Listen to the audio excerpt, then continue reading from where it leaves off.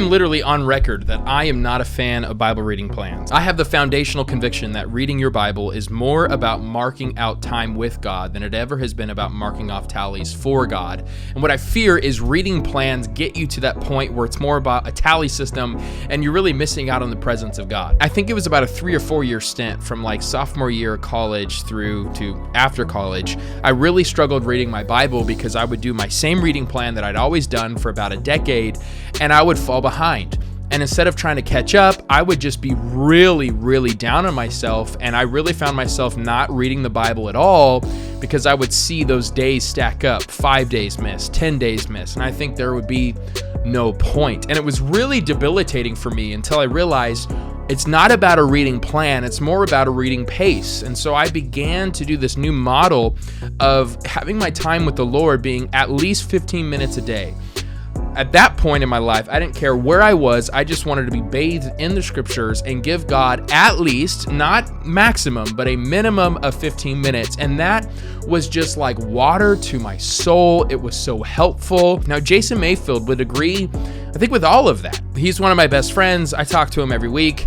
And he came out with Tear Up Your Bible a couple years ago. He's helped tens of thousands of people start a reading plan. And I always joke with him because, again, I'm on record saying it's not really about a reading plan. It's more about a reading pace.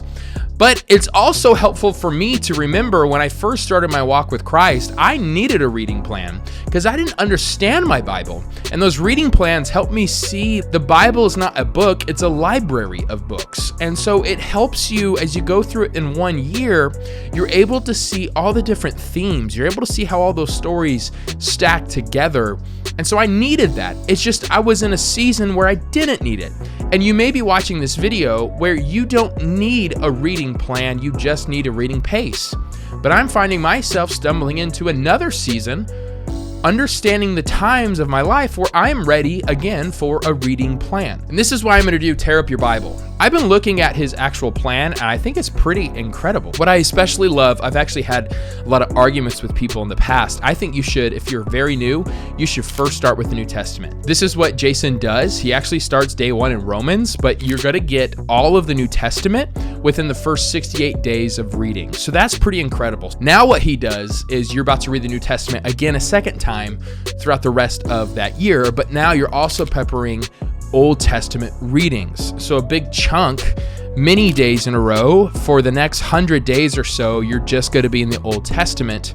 But then he jumps back in the New and goes to the Old. It's really, really a helpful mix. What I especially love, what Jason told me, he said, let's be honest, there's parts in the Bible where you don't really have to work yourself up. There is just revelation pouring. But there's other parts of the scriptures where you really need a word from God because this is hard, this is dense. I just love how honest he is about the reading of scriptures. I also really love the fact that this reading plan, it's about the same bulk every single day. So if the day one takes you about 15 minutes, it'll probably, this whole plan every day will take about 15 minutes. Link is in the description if you're interested in getting this. Again, I'm going to be engaging in this. I'm going to give him my trust and go back into a reading plan, which I probably haven't done for about 8 years. Just to be clear, I would have a reading plan. I would just read one book in the Old Testament and then one book in the New, and I would just go back and forth all the time for a year. And I look back and go, oh yeah, I read the Bible in a year, but that was never the goal. The goal was just to engage in the scriptures. Now, I will give you this tip.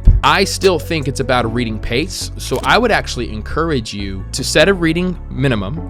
And if there are days when you feel engaged in the scriptures and you want to keep reading, take this reading plan and read ahead. You're going to enjoy those days ahead for the days that you fall back behind. On the days where you just don't feel like it, at least give God that time limit. Let's say it's 15 minutes and go from there.